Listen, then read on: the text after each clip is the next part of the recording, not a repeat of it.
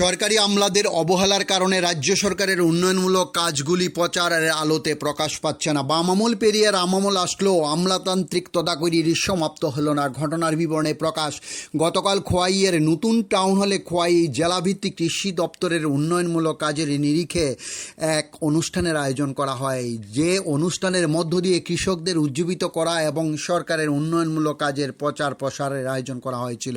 কিন্তু খোয়াই কৃষি উপ অধিকর্তা জীবন দেববর্মা খোয়াই মহকুমা এলাকার অধিকাংশ সাংবাদিকদের না জানিয়ে কৃষি দপ্তরের অনুষ্ঠানের আয়োজন করেন।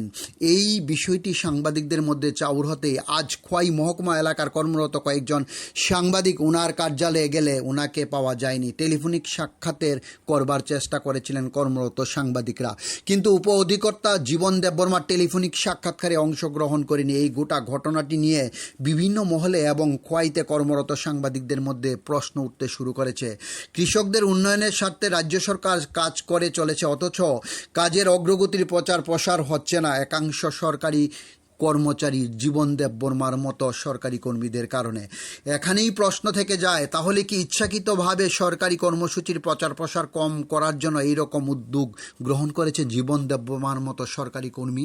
ডিউরি রিপোর্ট, খোয়াই টাইমস বাংলা।